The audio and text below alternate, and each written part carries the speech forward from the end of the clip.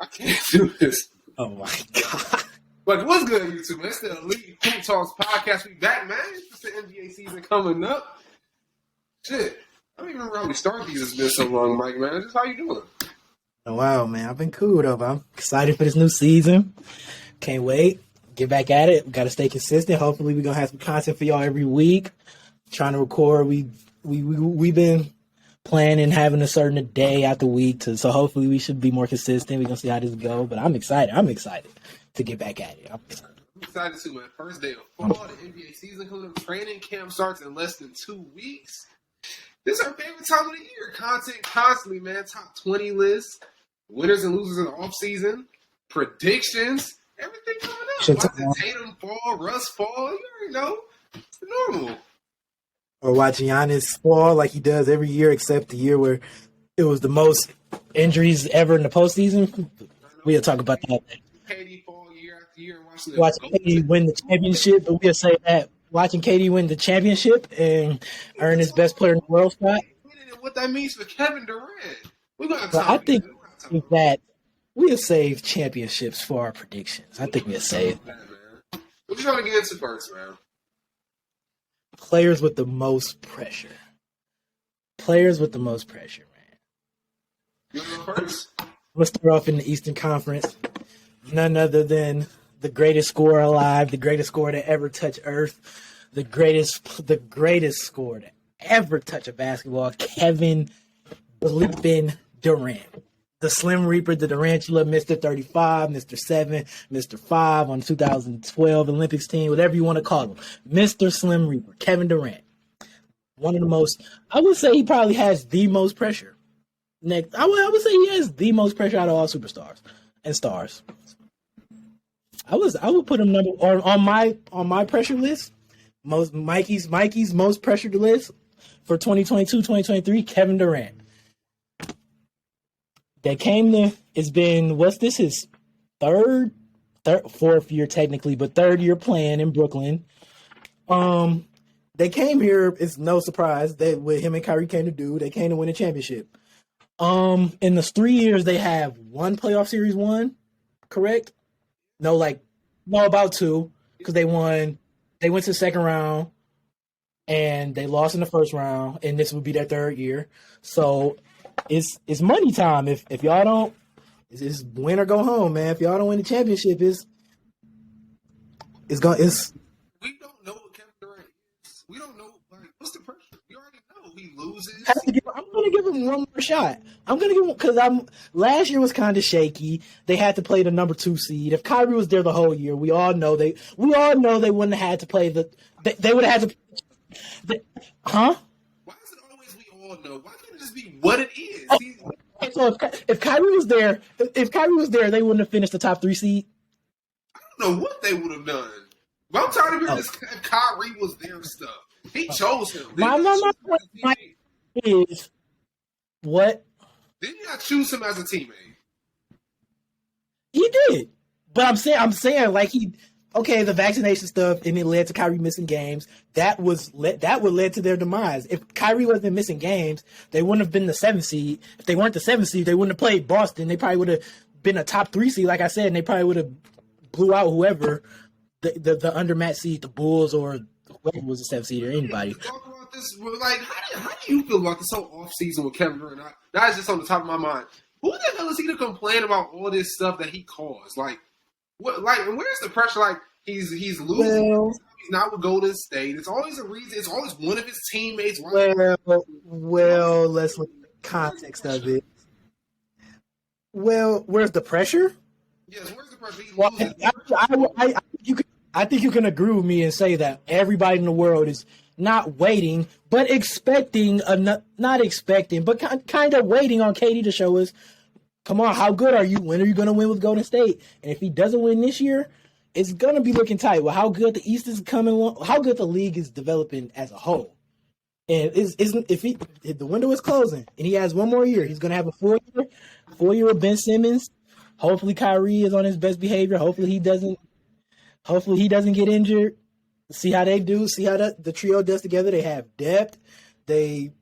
Coaching is still probably questionable. They added old boy from the Jazz who could play defense. Royce O'Neal. So the team is there. There's no more excuses. If they're all healthy, KD should get the job done. If he's this player that I know he is, and everybody thinks that he can be, he should get the job done. And it's been a long time coming. Like everybody's saying, it's coming to show that he can't win without Golden State. I think this is his last hurrah to show everybody that. Being honest with you, I guess. So I would say the pressure KD should have the most, especially how last season ended, getting swept. Not only getting swept, but playing horrible, being the reason why you got swept. Yeah, I definitely say Kevin Durant. A lot of people coming into last year had KD at minimum number 2. A lot of them had number 1.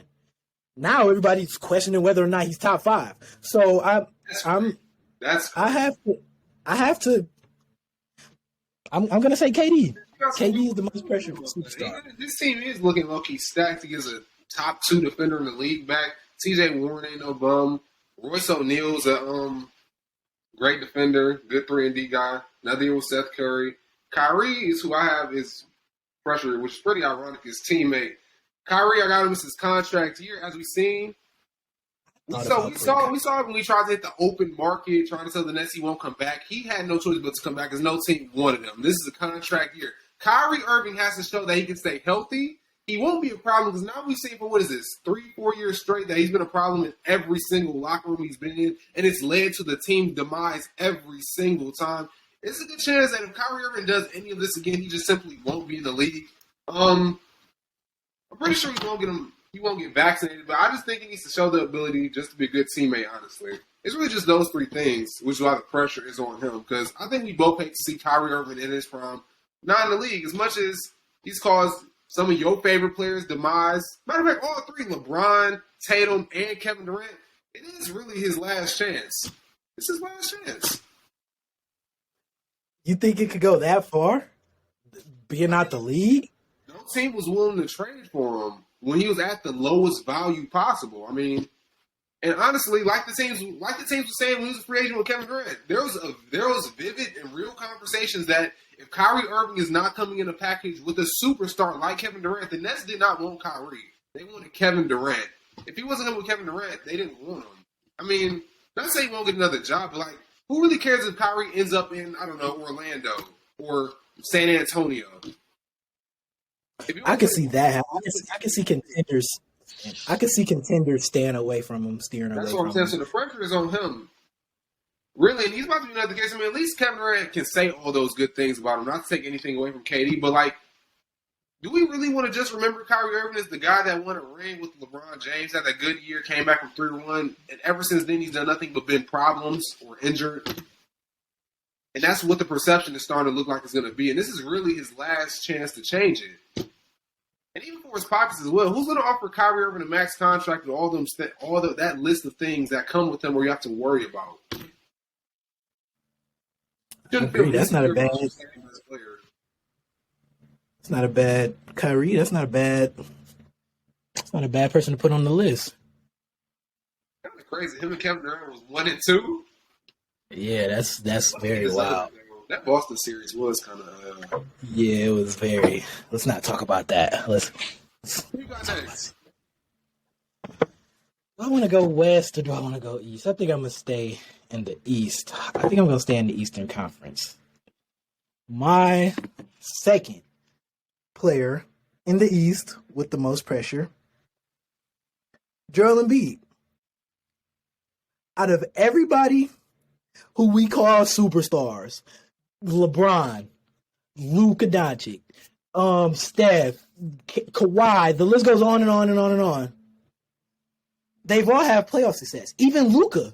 And Luka has had not even half the team around him that Embiid has had in previous years with the Jimmy Butler situation and all that.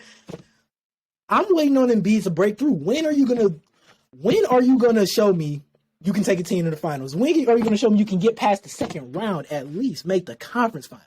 It's a long time coming. He's 28 now, I think. It's like even Jimmy Butler's taking a team to the finals and took a team back the year after 2 years later, he took a team back to the conference finals. Even Jimmy Butler, that's a player that we don't look at as a superstar, but pretty good player. But we all know Embiid is way better, so I expect more. It's just been. I just feel like Philly year after year has been failure. Come up short, and then it's just been a lot. So I think, and he has the whole MVP thing to motivate him. I think finishing second 2 years with back to back, I think that should motivate him. But yeah, I'm gonna go with Embiid, man. He has to break through. He has to show me. His part, you think he's responsible for Does I think what? that? Do you think health plays a part in that pressure, like the pressure to stay healthy? Yeah, because like he went to playoffs 5 times. 4 of them he was injured. The one time against Toronto, they should have won, but he choked horribly. yeah, he's either injured or he underperforms sometimes. It's just Embiid has to show me something. Man. I'm sick of these winning one play. Show me you can win 2 playoff series. Yep. It's kind of starting to concern me. I'm gonna put pressure on Embiid. You got Harden. Another year of Maxey, he should be better. You got PJ Tucker. We gonna talk about them in a minute. I am at least. You got PJ Tucker. You added they added Montrezl Harrell, good backup center. Still got Thibault. But it's time. Just like just like I said with KD, if you the player that we say you is, you should be able to win me at least 2 playoff series. They're not gonna be able to double team and beat no more with PJ. I'm so happy Thibault's gonna be on the bench for that team. I agree though, Loki. I was thinking about it. This is gonna be like what? The 3rd time where he has no excuse not to make the Eastern Conference Finals. We had 19 against the Raptors. They should have won that series. That team was stacked, and they still lost. We had, 2 years ago against the Hawks? No, I mean, Yeah, but you still should have won that game. You blew multiple 15-plus leads in the 4th quarter, and now you finna have this year coming up. There's no reason why. What teams can we see beating them? That's probably acceptable. The Nets, and we don't even. No, I'm not gonna say the Nets. I'll go the Bucks and maybe the Celtics. I say Boston. Those are the 2 teams. If you lose to them, no one's batting an eye to you. But in reality, you should be able to not cakewalk, but beat everybody else. Nobody is guarding Joel Embiid 1-on-1. And we see what Harden has done for this team. We see where Tyrese Maxey is going. But I can't really blame him. I mean, there should be pressure on Joel to stay healthy as well. It definitely should be some pressure there. The player I had next, I'm going to go West. Now, I don't know how much pressure is on him, but in my personal opinion, it should be, and it is Zion Williamson. I picked this player for 2 years straight. 2 years to win a scoring title. Now, it's not like he hasn't showed up. His 1 year he played, he was an all-star, don't get me wrong, but you do have to acknowledge that the Pelicans just went to 6 games, made it out the play-in and went to 6 games with the 1 seed.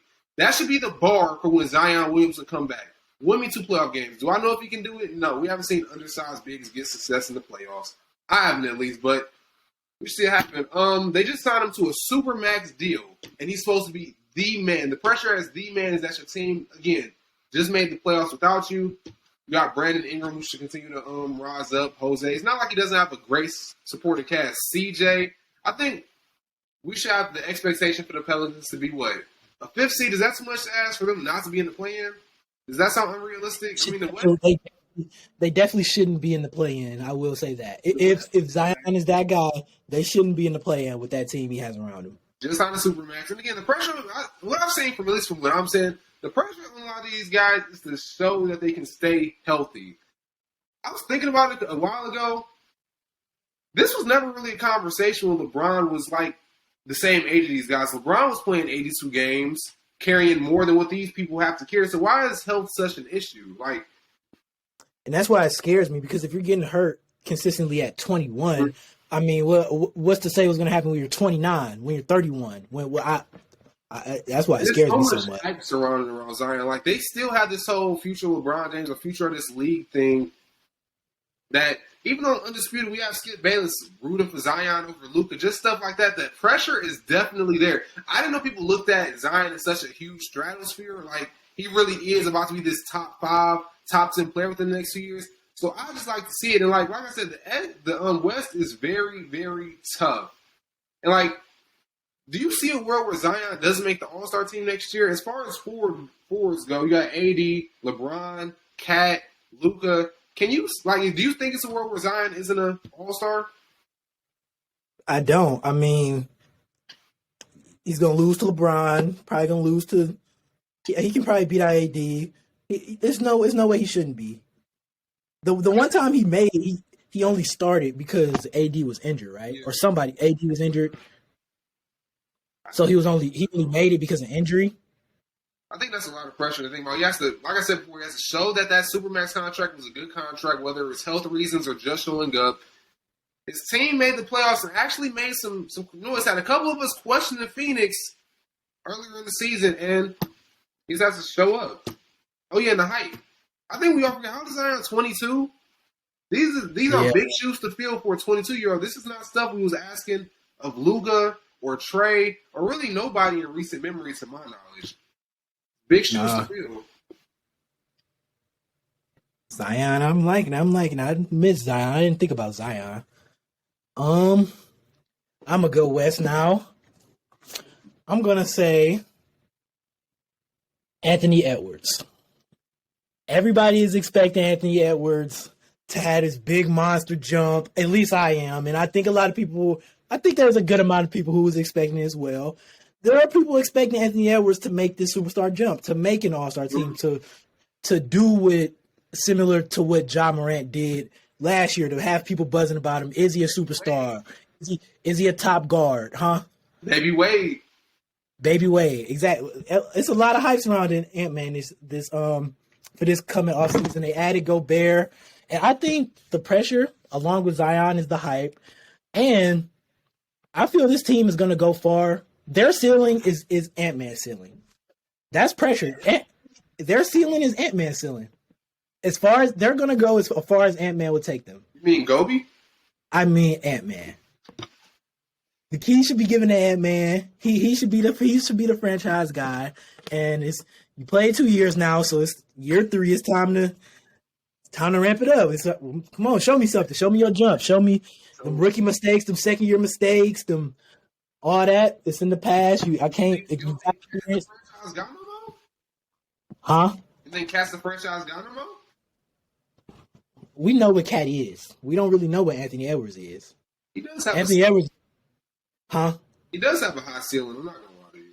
Anthony Edwards is really good already, and he's like barely halfway of what he's gonna finish to be. Cat is pretty much as good as he is. He's a finished product, and we've seen how far. ESPN got Cat ranked as number 12, like above. Which was wild. Which was very wild. AD. Which was very wild. Which I would like to say. Above Trey? That was wild. To talk about those rankings, to bring in those rankings, the Timberwolves, only team with 3 players in the top 25. 3 players top 25. And like I said, man, this as far as the team goes, depends on where Ant-Man to take them. Ant-Man's jump this year will be the difference between them being just a subpar playoff team and a team that makes a long run, a team that's a true threat to do something in the West. Talking about that. Now that I think about it, that trade they did was predicated off of Ant-Man's success because Gobi's not going to get no better. Cat, I'm not going to say this is his ceiling, but he's damn near close to his ceiling, and you just traded the next 7 years based off of what Anthony Edwards has to be greater than anything you would have gotten. This is the best your team will be for the next 7 years, and the only player with the highest upside on that team is Anthony Edwards. So it is really up to him. They can't get nobody else. It's just Ant, Cat, and Gobi. They literally invested all into Ant, and I'm loving it. I'm loving it. Let's see what he's gonna do. It's crazy. The second time this is happening in this podcast. My player with the most pressure is his teammate, Karl Anthony Towns. And I'm not gonna lie, this is the only player for the most part who is the reason why the pressure's there. Have you heard what he's been saying this offseason, bro? I looked into this. What is this? This is like a solid 200 characters worth of quotes from him. First one he made this offseason. He said, talent like me and Anthony Edwards hasn't been seen since Shaq and Kobe. You compare yourself to Shaq. That's one. 2, he called himself the best big man shooter and one of the best offensive talents the NBA has ever seen. You set yourself up. Hey, after the way they just lost in the first round in the fashion that they lost. That's what I was going to get to. Go ahead. This year, after the Rudy Gobert trade, this year is now championship or bust. I expect a lot of wins for sure. The Timberwolves haven't won a playoff series since 2004. He said, I want to win. I'm not just up here blowing smoke. I really want to try and bring a championship right here to Minnesota. Furthermore, after that, let's review just he's had 2 playoff series, and he underperformed in both of them. Last year in the playoffs, he blew multiple. He's only made the playoffs twice? Huh? He's only been in the playoffs 2 times? Yes, the year he made the AFC with Jimmy Butler and last year. And he sold both years he underperformed, which is why Jimmy started calling him soft. He blew multiple 10-plus point leads to the Memphis Grizzlies last year. He shot 6 for 19 in the closeout game against Minnesota. Took 7 shots in game 2 and only took 4 shots in game 3 of that series. He's 3-8 in the playoffs. He's not blowing smoke. So now you have all the help in the world. Anthony Edwards, we all expect him. I believe that he's actually going to do it. Rudy Gobert is a top 5, top 6 defense in itself. They kept Jaden McDaniels, who's great. You still have D'Angelo Russell, who's a pretty good playmaker. You got an okay coach. There's no reason at all. Basically a star-studded cast. It's no reason for the job to not get done. And you're making statements like this. No one else is talking like this, but you are. Yeah, he literally put those. Like, no one expected that until he started rambling and talking. Thinking about you. We was talking about how the Wolves got robbed. Now we're talking about Shaq and Kobe. I'm not blowing smoke. Yeah, bro, you just shot 6 for 19 in a closeout game. And got the nerve to taking 4 shots in a playoff game. Jesus Christ. 3-8 in the playoffs, talking about a championship. Yeah, I didn't think of that neither. I definitely could see Cat. See why the whole NBA team. He made one this year, and he's on the Supermax. Huh? He's on the Supermax saying all this. I mean, he got the tools. Gonna see, man. Gonna see. You wanna move on, or how would you want to do? You can say one more if you want to. Say one more. I'm gonna just throw it out there. Real quick, short and simple. I'm going to stay West. Kawhi Leonard. Just like the Nets a few years ago, they built the team predicated on winning championships. And the Clippers are pretty, with Kawhi, have been coming up short. The first year, was the bubble their first? The bubble was their first year. We were supposed to get that highly anticipated Lakers versus Clippers series. Lakers held their end of the bargain. Kawhi, they had their end of the bargain, then they gave it up. Gave it right up. Next year, the last year, 2021 now. Yeah, 2021 that was. They were I think they were en route to for sure making the finals. I probably would have picked them over the Bucks, I'm not gonna lie. But I think they definitely would have made the finals if Kawhi was healthy. He was on the tear, came back from two 2-0 leads back to back, playing amazing. Kawhi is one of the best players in the playoffs these past few years. I will say that. That's big as fuck. I will say that. And yeah, so this is just like the Nets, one of the last years to show me something. Do what you came here to do. And Kawhi, they have no reason to make the finals. Literally the best team in the West. You have a great coach, arguably the best coach in the league. You probably from top to bottom, you're probably the most loaded roster. Like to bottom, you're probably the most loaded roster in the NBA. You great coach. You got a superstar, top 5. Some will even go higher, top 5, top 3 player. Some people might say. You got a good player in PG, arguably top 15, at lowest top 20. He's an all-star when he's healthy. They got John Wall. I forgot about him. Last time he played, he was playing pretty well. Norman Powell, they're stacked. They got Terrence Mann on the bench. Who's their big Zubac solid? Who you say? Lost hearted solid. What's his name? Luke Kennard. Luke Kennard, a shooter. Talks to win 6 man of the year talks. Y'all literally have everything. Y'all have shooting. Y'all have defense. Y'all have a great coach. Y'all have depth. Y'all have a co-all-star to go along with a superstar. It's no reason why they shouldn't win. Back up big, but who has a back up big? They should. Yeah, that team is stacked. I'm not even gonna lie. There's no excuse for this. They're healthy. There is no excuse at all for them not to be in the finals. None. No excuse. So yeah, Kawhi. I'm not gonna lie. I'm lucky early, but I was thinking Kawhi the MVP sound kind of nice. Hey, Check out my reels, man. Check out my reels on IG, man. I made the narrative a few weeks ago, probably a month now. Check out my reels, man. Yep. If it's here for a moment, it would be this year. It's set up. It's so set up. He got the narrative behind him. He's gonna have the numbers. He's gonna have the wins. It's set up. Everybody loves a good narrative. This is my last one. I'm gonna stay out west, man. I'm pretty sure he was on your list too. If your list did extend, and this one, and I don't believe in him anymore. I used to love him. With Anthony Davis, obviously it's AD for a multitude of reasons. I was thinking about this like very deeply, very, very deeply.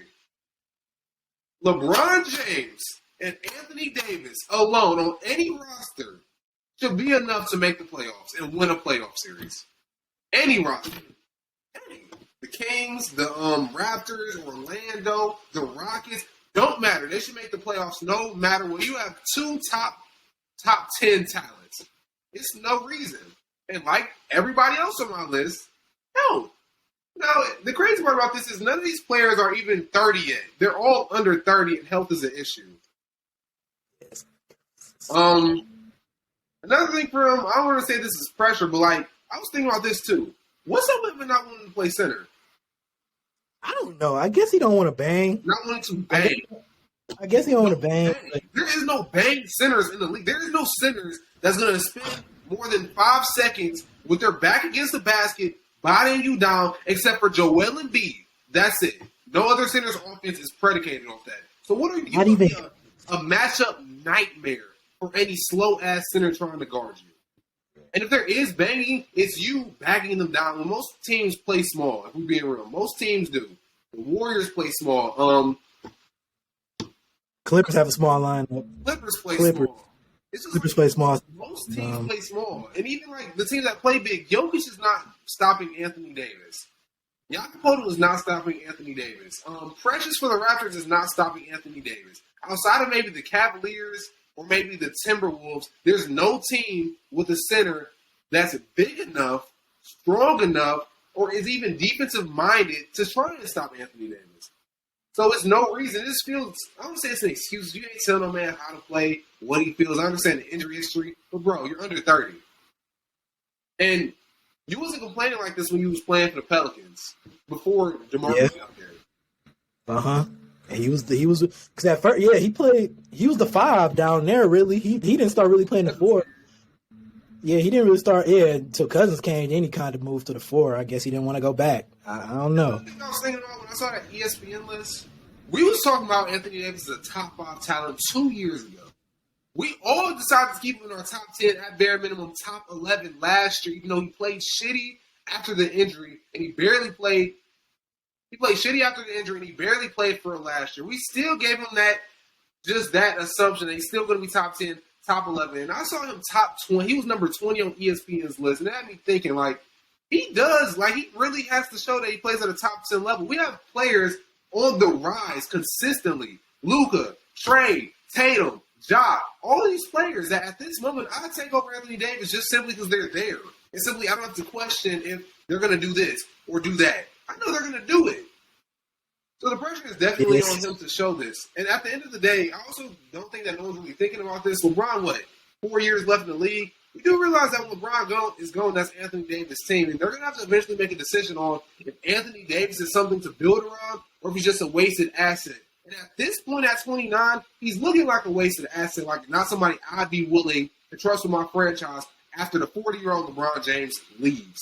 He just has so much to show. Like, if they did decide to try and part ways with Anthony Davis eventually because of his health or him not showing up, which, again, I also have written on here, they should at least be able to be a top 4 seed. But if they decide to part ways with him, would he even be worth trading for at this point? Like, the public perception of Anthony Davis is just, at this point, somebody that is all hype. We got people like Kendrick Perkins who have now picked him back-to-back years to win MVP. Yes. That means he thinks the Lakers are going to be really good. Yes. He has to. He's going to win. Bounce back year. Okay. Shit, the offense, when LeBron, they was healthy, LeBron was feeding him the ball. The offense was running through Anthony Davis. You had everything that you wanted. You just couldn't stay healthy. You couldn't do anything. And the pressure is on him to show that he's top 10 again. And he plays in Los Angeles. LeBron's going to break that scoring record this year. We're all going to be closely watching and appreciating LeBron's last years. And let's say Anthony Davis is again the reason why LeBron is not in the playoffs or not in the finals or doesn't get it done. He's going to continue to get slandered with these nicknames. A damn shame. A Disney. The list goes on. Street clothes. A damn shame. When you said that, that killed me. Needs to stop, bro. Anthony, I'm liking it. Anthony Davis, Gobe, and who was East? Who was East for you? Did you have an East? I don't think you had an East. My first one was Kyrie, Zion, Kyrie. KD. Zion. Okay. You want to switch it up? Yeah, let's go now. Yeah, I think we could roll out. Teams winners and losers of the offseason? Winners, man. This offseason been full of winners. I think it is not hard to find winners, at least for me. I'm gonna start off with Philly. Embiid, a player I had on my pressure list for one of these reasons. For this reason, they had a great offseason. They signed PJ Tucker, like you said. They don't have to start Thibault anymore. More spacing around Embiid, more 3-point shooting, and you're still getting that defense Thibault brings, and you can still bring that defense on from the bench. You got Montrezl Harrell, was just a 6th man of the year. Did he win it? He won it. He won it once, I think.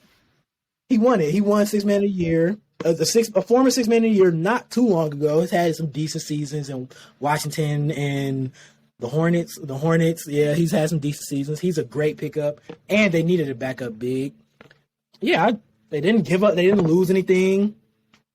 They gained a pretty significant amount. Re-signed Harden. They took care of that whole situation. If Harden finally going to test free agency, that's nipped in the bud. You said what? I say he actually took a pay cut for him, which was surprising for me. Yeah, he took a pay cut for Tucker to get Tucker. I could see that because him and Tucker probably boys from Houston. Yeah, they had a pretty good offseason. Better than most off seasons. Yeah, so I'm gonna start off with Philly. Yeah, they've been looking for a backup big for Jordan for a while. I'm happy that they got him. They tried out Horford, didn't work. Dwight Howard didn't work, etc. I mean, they traded for Daniel House. They got rid of Danny Green. PJ Tucker was a pretty good pickup. Joel Embiid said that he wanted PJ, didn't he? Like at a press conference, he wanted guys like PJ Tucker. Yeah. Super hard. And PJ Tucker has shown that he can be a winning player on a winning basketball team. I like it. I'm going to some veteran experience, some championship DNA. Another vet, still high production, still can defend, still can shoot the ball. It's a great pickup, man. Yeah, so I'm gonna start with Philly. I'm going to go in the opposite direction. They're winners for a very, very different reason. Now, all I heard when Gobe was on the team, all I heard was the yappings about, they're not going to do anything in the playoffs, or, they're doing all this for no reason, or, this seeding is for no reason. Donovan Mitchell and Gobe ain't all-stars. Well, they did the best thing and got rid of both of them and practically robbed the Minnesota Timberwolves. They took the Oklahoma City Raw. This is the Jazz. Well, the Utah Jazz is winners for pretty good reason. They finally blew it up. In my personal opinion, the worst place to be in, unless you're a city like Cleveland, where ever since LeBron left, LeBron's going pretty much out of nothing, but mediocrity. Nobody likes to be that team that makes the playoffs and does nothing but lose year after year after year, and they did it. But I think they did the right thing. They got a hell of a haul for Rudy Gobert, and they got a fair trade for Donovan Mitchell. They have 14 picks over the next 6 years. The last time we saw Danny Ainge do that was with Garnett, Pierce, Allen Love, but Rondo, and we saw it turn into Jason Tatum, Colin Sexton, Jaylen Brown, and a couple other players that didn't pan out. But still, you got some good places to go with it. And also in that trade, you got a lot of young assets in Colin Sexton. You think he's a stud? I'm still not too high on him. THT, Jared Vanderbilt showed flashes of promise. And I'm just happy for him. I mean, I think this could be a very dangerous team in the future, maybe 5-6 years from now. Kind of like how we look at OKC. I think that they could be a better, well-managed version of OKC. And I'm just happy that I don't have to hear this ramblings about, is this going to be the year for Utah? Is Donovan Mitchell going to step up? Is Rudy Gobert finally going to learn a post move? And they still going up as we speak. I mean, Bogdanovich got traded to the Pistons this morning for Kelly Olynyk. That was a great trade for the fucking Pistons. Great trade, but that I'm saying they winners finally pulling the plug. Yeah, sometimes you could win with losing. Yeah, and that's the okay. I like that. Yeah, we was definitely sick of the mediocrity. Like you said, that's the worst position to be in. You not bad enough to get a good pick, but you're not good enough to really do anything when it matters. So, yeah, it was time to blow it up. I'm going to go loser. Loser? Now, I was kind of iffy on this loser because they were the 1 seed last year. But I'm going to say they're losers. And they still got pretty far. I'm going to say the Miami Heat are losers. Jimmy Butler is aging. He's their best player. Kyle Lowry didn't have the best production. He's starting to get injured. He didn't have the best postseason last year. People are starting to question him. And like I said, he's starting to get injured and he's starting to get old. So Jimmy, their star is aging. A good piece is aging. They lost PJ Tucker. They really didn't do anything. I mean, they were in the talks for Kevin Durant, but they didn't do anything. Despite being the 1 seed last year, which was made me reluctant to put them on the list because how you going to have a 1 seed on the list? Well, newsflash, the East has got better. The Cavs are competitive now. The Hawks are going to be competitive. They have a chance to be a very good basketball team. The Nets are going to come to play. I'm sure they're going to finish high. You still got Boston. You still got Philly. All those teams who got better, by the way. Meanwhile, y'all just got the 1 seed and did nothing. Y'all lost a great piece in PJ Tucker. A few key pieces are getting older, and y'all did nothing to make the roster better. Y'all, like I said, y'all were looking for Kevin Durant. That didn't work out, but y'all didn't really do anything, and everybody around them, their competition is getting way better. It's looking tough for the Heat, man. I agree. It was going to be my loser, too, but I agree for all the same reasons as you did. And I understand Heat culture have this habit of making nobody somebody's like once upon a time ago Bam was a nobody. Max Strus showed up a little bit.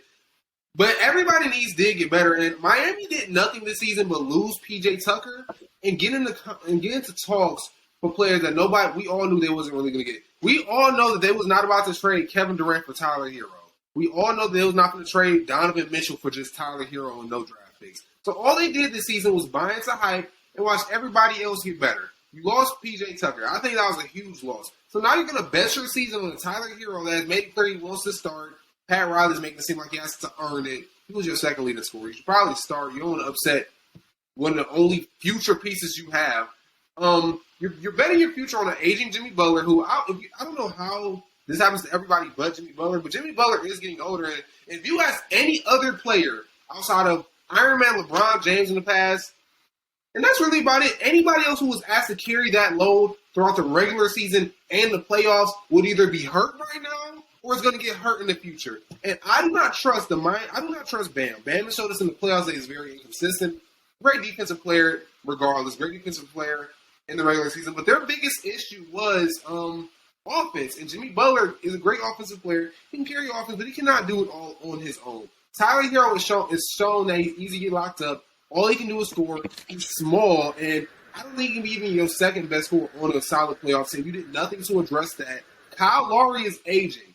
Kyle Lowry wasn't in shape last season. Watch her in shape. Now he was never in shape in his life. So now we're going to depend on Victor Oladipo. Victor Oladipo has shown me nothing since he got injured in Indiana and tore his quads.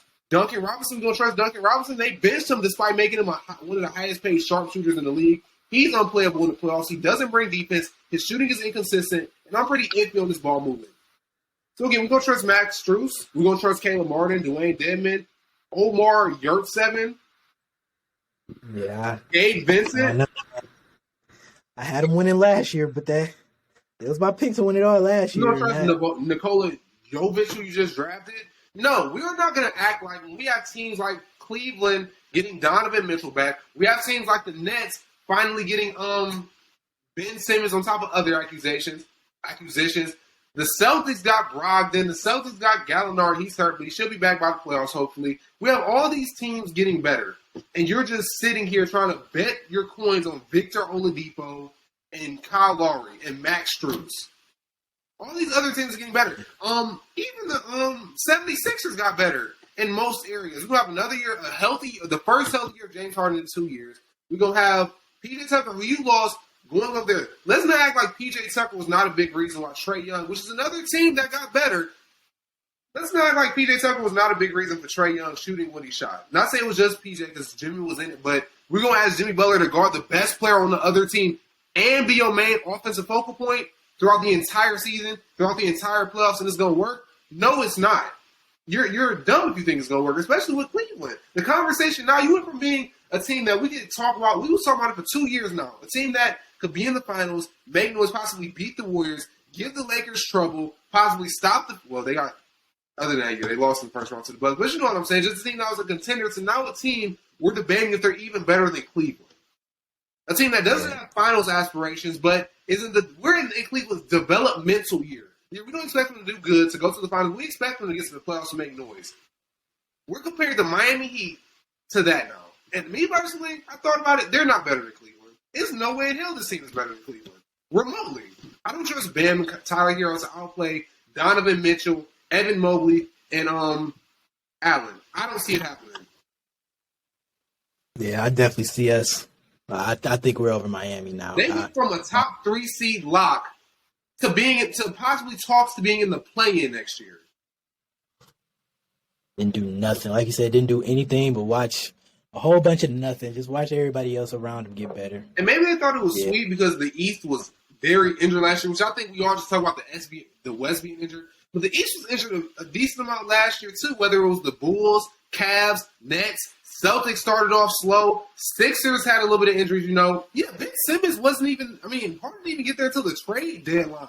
I think we ignored the fact that the East was injured and battered, and it led to seem like the Bulls and the Heat being on top, and they still think things are sweet or okay. Everybody's coming back, and you did nothing to get better remotely. Nope. So I guess I'll go to winners since I have the same losers. This is going to be pretty ironic. I have the Nets as winners. And I know it's weird, but and it's a lot of what ifs that I don't even normally like to go based off of. But Kyrie is going to be playing. Kyrie, if there's any time Kyrie is motivated to play the best basketball of his life, it is right now. Kevin Durant, on the other hand, he's a wild card. None of us know how Kevin Durant feels or how he's going to come out. He did get injured the last 2-3 seasons, but he has an actual sustainable roster now. You got Seth Curry, another year Seth Curry. He shows to be great for that team. Joe Harris is back. You re-signed Claxton. You got T.J. Warren. Royce O'Neal has shown he has a playoff experience. Like I said, the best year of Kyrie Irving. You have Ben Simmons now. You have somebody to actually take on the team's best player. We don't have to watch Kevin Durant try and guard Jason Tatum. We don't have to watch Kevin Durant try and guard the best player on the opposing team. Kevin Durant could finally just focus on shot creating. He doesn't have to, he doesn't even have to focus on being that playmaker. We know he can be a playmaker, but what we want is for Kevin Durant to be the greatest scorer of all time. And let him do that. He doesn't have to worry about defense. He doesn't have to worry about playmaking. He just has to worry about getting bucks. And this is all predicated on the Nets can actually just be an organization. We don't have to worry about Steve Nash getting fired. Kyrie don't want to be there. Ben Simmons back hurt randomly, or him leaving group chats. If we can get all that out the window, I think this is a very sustainable and a very solid basketball team. I don't think nobody should be able to mess with this team or give them any problems in the East, except for maybe Milwaukee. You've seen in 2020, what was that, 2021? 2021, where KD even took them to 7 by himself. Drew Holiday's getting older. Chris is getting injured. I don't know if I can expect Giannis to be this Iron Man that doesn't get injured. Boston, they did sweep them last year, but I just want to say, I hope we get a rematch. I want to see a rematch with Ben Simmons. I just want to see if I want to see how would it go. I want to see a rematch. I do.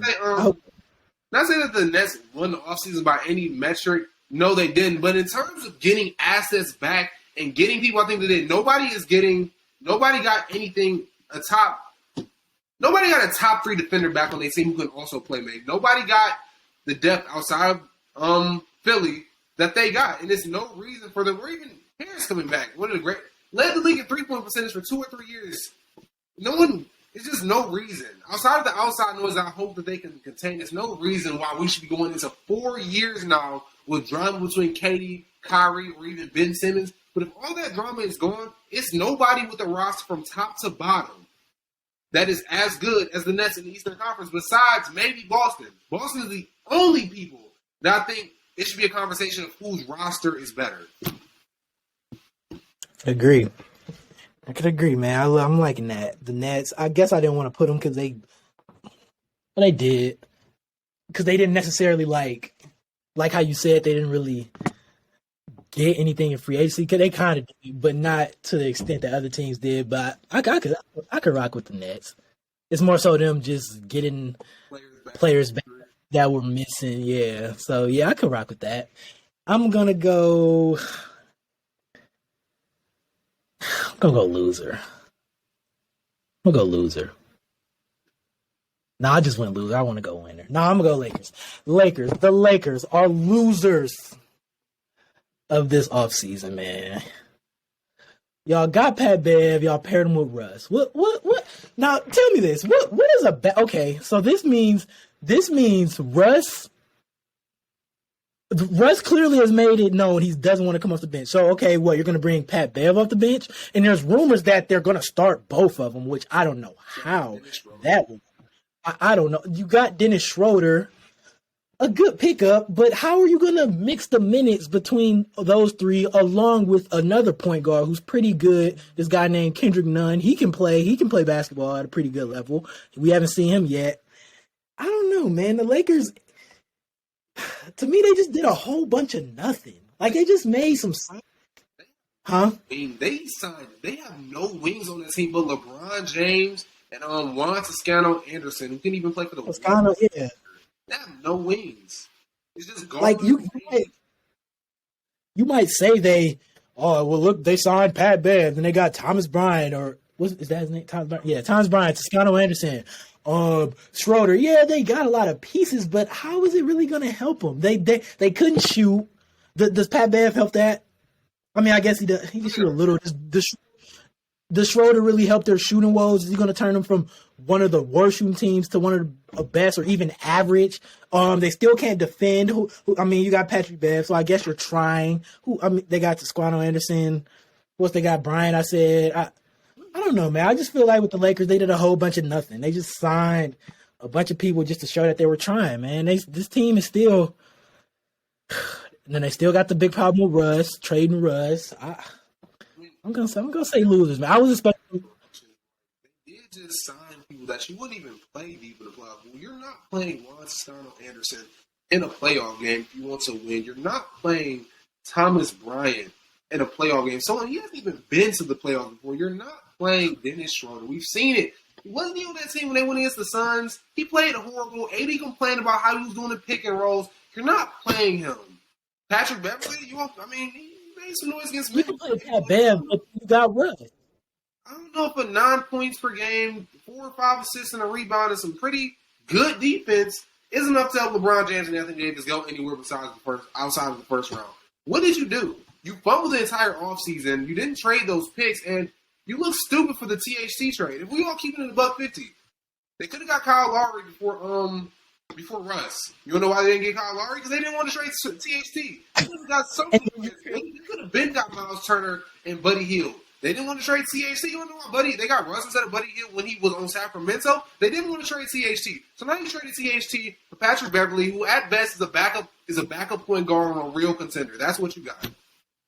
I don't. Yeah, like you said, the thing that held them back from a lot of great trades, was the whole TST thing. Then you turn around and say, "Oh, well, we'll just get Pat Bev for TST." Huh? I don't know, man. Like I said, they just did a whole bunch of nothing to me. But like you said, whenever I'm not gonna count them out just because of the simple fact you got 2 top 10. I'm not gonna say players. I'm gonna say talents, like you said. We don't know what AD is. Got 2 players who potentially can be top 10 players.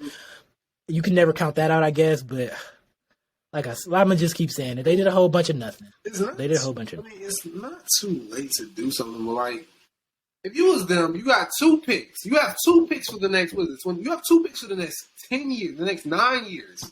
You gonna trade them 2 picks for now, and then be in poverty for the next. Well, LeBron's gonna be in poverty for maybe the next 5-10 years. Already are poverty. They didn't want to trade those 2 picks, and it looks pretty stupid now to me. It looks pretty dumb because I think that with those 2 picks and THT, they probably could have gotten that Buddy Hield, Miles Turner, and Brogdon. It would have been great. They was just in contracts for Bojan Bogdanovic. held through. Now he's on the Pistons. It's just like, I understand where you're coming. It's just, I don't see what they did was bad. Cause there's nothing wrong with adding talent, but like. But it wasn't a plus to me, and they needed a significant plus. They didn't get that. It feels like they just replaced the bad assets they got. And if you think about it, everybody who was on that Lakers team from last year who was a free agent still hasn't been signed. Dwight Howard hasn't been signed. Carmelo Anthony hasn't been signed. The thousands of players they tried, whether it was DJ Augustine, IT, etc., they didn't get signed. So it feels like they just replaced garbage with garbage, if I'm being honest with you. Yeah, man, the Lakers. I don't know. I can't rock with the Lakers, man. I'm going to go to a loser, man. Now, I didn't look at them as losers when this first started. When I look at this, like, objectively, like, take a step back and look at what all the teams did and what the Western Conference is now, I'm going with the Dallas Mavericks. You lost Jalen Brunson for nothing. Yeah, as a loser, the Dallas Mavericks. You lost Jalen Brunson for nothing, and you didn't really make any really good trades. I mean, Christian Wood, I mean, I guess, and Jason Kidd said he plans on bringing him off the bench. I mean, I guess that's a decent pickup, don't get me wrong, but, like, is he really going to do what Brunson did in the playoffs? Is he really a replacement for Brunson? Are we really going to trust Spencer Dinwiddie, who couldn't even make it work with Bradley Beal as a main ball handler or even as the second ball handler in Washington? Can we trust him to take what Brunson did? He won 2 playoff games against the 4th seed Utah Jazz, who was the 1st seed back-to-back years the year before. We gonna trust that? And they signed a 37-year-old JaVale McGee to a 3-year deal. I understand JaVale did great when he was on the Suns, great backup center. He did great when he was for the Warriors, but he's 37. We gonna trust JaVale McGee to be our starting center? JaVale McGee is that old? Yes. JaVale McGee is 30. I was looking it up as you was talking. 37 years old. He's been as much as LeBron? He's been in the league as long as LeBron? No. LeBron came straight out of high school. I think JaVale McGee. Okay. He's 37? That's actually wild. 34. That's actually wild. He's 34. It was a bad article. He's 34. But even still, a 35-year-old JaVale McGee for the next 3 years is going to be your best center. Or is going to be your starting center. The West has gotten stacked, and you did nothing to surround Luka. Nothing. What I feel like I'm seeing here is another case where a player starts his second contract, the team does nothing throughout the second contract, and then he leaves. Jason Brunson showed you. He showed you that he could be something. He showed Luka he can win playoff games without him. You got nothing for him. You let him walk. You didn't even try and replace him. You wasn't in trade talks for Donovan Mitchell, was you? Jesus. That would have been a great pickup. I didn't even think of that. That would have been, especially for them. Yeah, you need especially Kyrie. I mean, I think a pack of Jalen Brunson. You still have all your picks. You have players like Maxi Kleber, Dorian Finney-Smith, Christian Wood. You could have threw something to get Donovan Mitchell. If that's all it took the Cavs, you could have got Donovan Mitchell. I don't blame you for wanting to get Kyrie. I would have wanted to get Kyrie myself, but it's like you're not even making the attempt. You're not making the attempt. Money could be an issue, don't get me wrong, but like the West is getting better. And Luka just made the Western Conference Finals. He just took out the 1 seed, and quite frankly, I don't think he has a shot to make the Western Conference Finals again. And the way these teams are getting, like the Pelicans, the Timberwolves, the Suns ain't going nowhere. I'd be surprised if they made it out. The Clippers has gotten better, getting better. I don't see them possibly making it out the first round next year. The Warriors is not going nowhere. Yeah, it might be a first-round exit for Luka again. I don't know. Going to the Western Conference Finals and having to play his heart out to even win 2 games in the first round. Jesus. And like, I don't see why you wouldn't want to surround Luka. Shit, we did not see Luka have one bad playoff game until the Western Conference Finals this year. We were sitting there talking about, is Luka ever going to play bad? Yeah, it took him a minute, but he had one. Nothing. You don't even want to make an attempt to get him anything. Just Jason Kidd. Jesus Christ. Yeah. I can see that. I can see the Mavs. I could definitely see the Mavs. They drafted Jaden Hardy. You want to give Luka, a top 5, top 10 player in the NBA, you want to make his a top 3 scoring option on your team a rookie. Yeah, come on, man. Yeah, I definitely see where you're coming from with the Mavs take. I could definitely agree with that. But yeah, man. Honorable mentions? Winners and losers? Honorable mention for the loser, I'll say Portland. Keep it short and sweet, just like Luka. Didn't do nothing. Did nothing to help Dame or surround him. Y'all picked up Shaedon Sharp, who's supposed to be really good in the future, I guess. But let's be real, Dame isn't looking for the future. Dame's looking for now. What you gonna do for me now? And they traded for Jeremy Grant, which was something, I guess. I don't know. I don't know what it was. The season they traded Norman Powell, Eric Bledsoe, and somebody else for nothing. For Keon Johnson and like 2 picks from the Clippers, 2 second-round picks for cap it's space. Like I don't even see the cap space for the offseason. They signed no one. I don't know what they're trying to do anymore. I'm just like, are they just keeping Dame to stay relevant?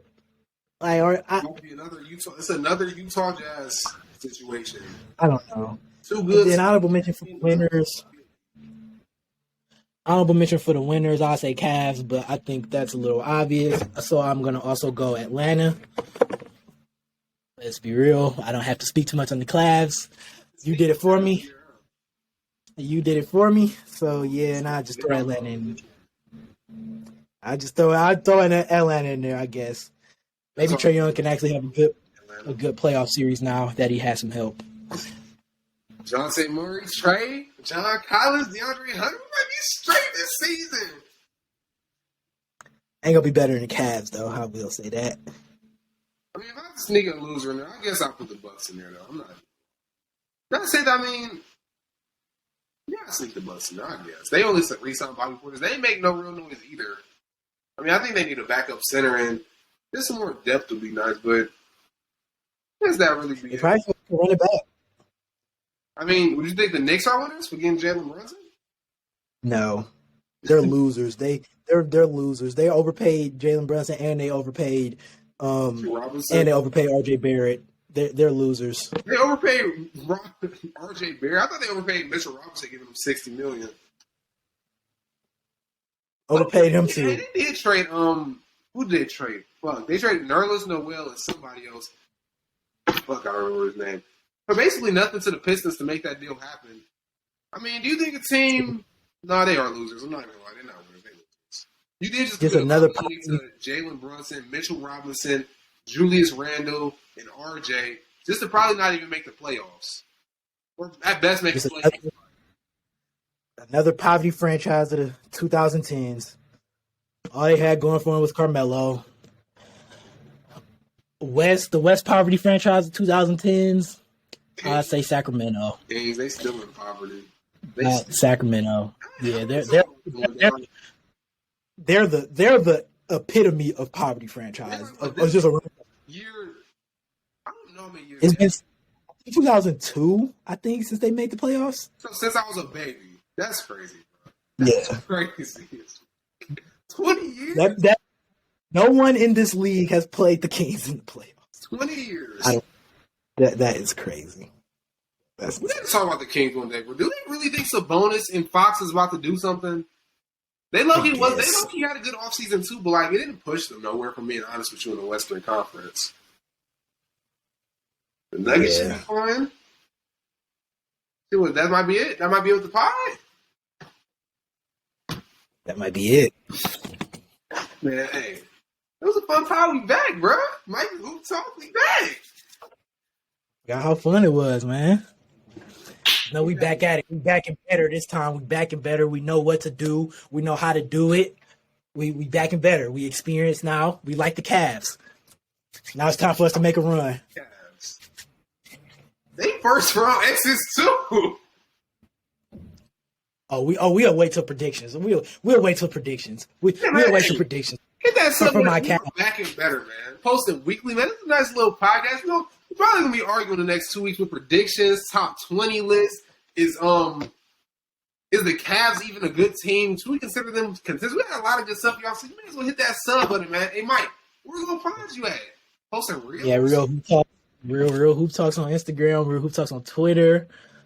And Mikey Hoop Talks on my TikTok. But I've been on lately. I've been on Instagram, and Instagram and Twitter, they're kind of connected. My reels, you see, I got something going. I got a little something going. It's getting there.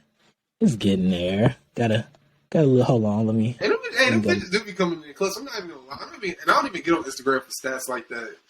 They be coming in sometimes. You gotta Go check out my boy Realhooptalks on IG.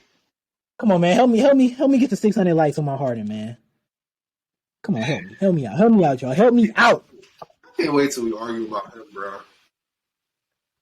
One of the hypes coming in this season. Man, you can check me out on Instagram at EGF Hoops, TikTok at EGF Hoops, Twitter at EGF Ron. And man, hit that sub button to the podcast. We posting again every single week. We got TikTok too. Elite Hoop Talks on TikTok too. And that's it, man. Any last words, Mike? See y'all next week, man. We're back and better, baby. Let's go. Go Browns. Go Browns.